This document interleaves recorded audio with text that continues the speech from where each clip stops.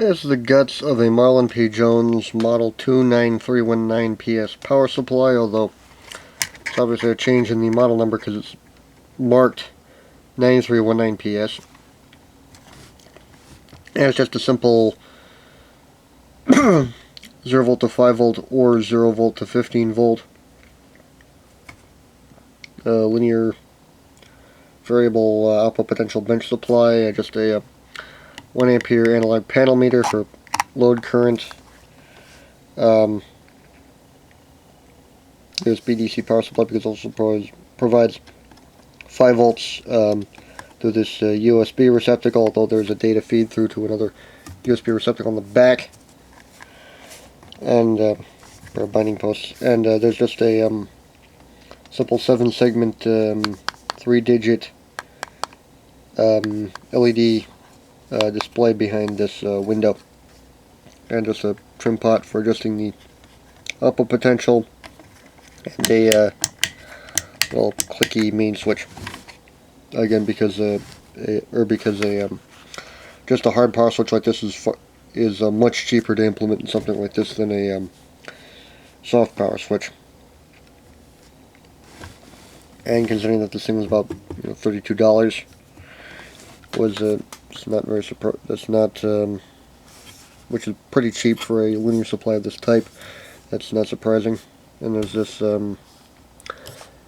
dual secondary mains transformer. Looks to be, from the size, I'd say in about the 15 to 25 volt ampere range, which is about what you'd expect in a power supply of this type.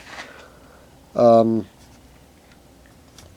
of the panel meter, aforementioned USB boards, one of which appears to have something like a burden resistor on it. They are all what look at least to be like FR4, so a lot better than the phenolic paper rubbish you see, a lot of really cheap stuff. There's the back of the potential input selector switch, which, judging by that it only has 2 wires on it, I guess that the circuit that it uses is probably something along the lines of this, where there's an anti-backfeed diode on the quote-unquote 5 volt supply,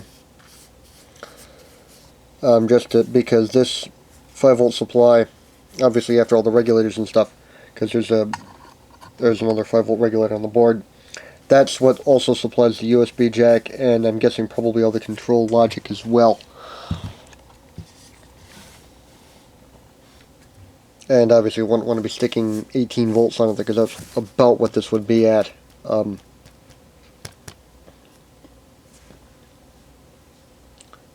no load, because you have to allow for a couple of volts drop across the regulator switch, which is just a simple 213055 transistor. So yeah, quite old design actually, but very common, and well, at least very cheap. And then the supply for the output regulator be just drawn off of that supply. This is just a bit of a guess as far as this all being in common ground. It might be common hot, but I doubt it. Just on some of the other internal construction. There's a pair of the biggest 2 lytics in the thing. On this one, which is the most likely just the main ripple suppression electrolytic capacitor, which would be between this node and neutral on the thing, and then there's this other electrolytic capacitor, which is probably a post-regulation capacitor. That's after the regulating switch. Is probably just across the output, which is at a guess. There's the trim pot for the potential adjustment. That device down there, which is probably operational amplifier chip up, multiple operational amplifiers in one package, obviously, because I can't easily read the part number. Another lytic, that's probably the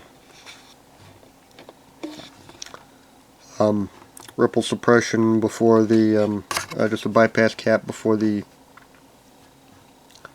partly for the 5-volt rail, partly as bypass cap for the the 5-volt regulator. That's that device there. There's a surface mount diode, gray bridge there, and there's another one.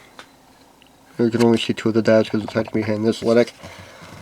But those are the 2 gray bridges, one for each output on the transformer. What else is there? And then just a bunch of random passives. There's a trim pot right trim pot right there. That's just the almost certainly going to be the display adjustment for the LED display, and there's that device, which is probably going to be either a single chip multimeter type thing where it's basically just takes in an analog input potential, or takes an analog potential, might have a built-in reference, I don't know, probably does, because I don't, although there might be some other, yeah, at a hazard, I guess it's probably a built-in reference or something, just that would make it cheaper because lower BOM cost because there's fewer parts.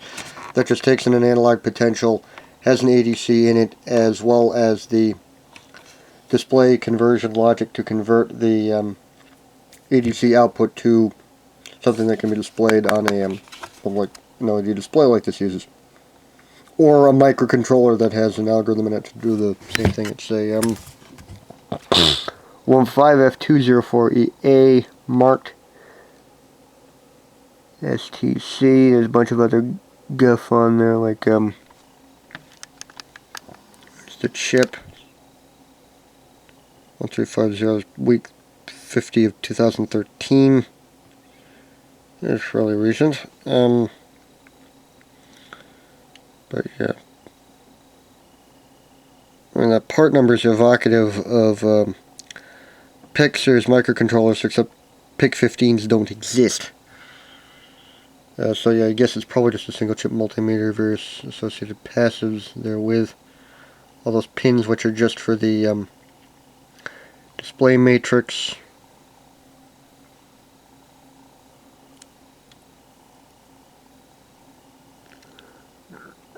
And it's 11 pins, which is what you need for a 3-character 8 display element, the 7 segments plus the decimal point, which is what this thing uses. So yeah, that's a simple, cheap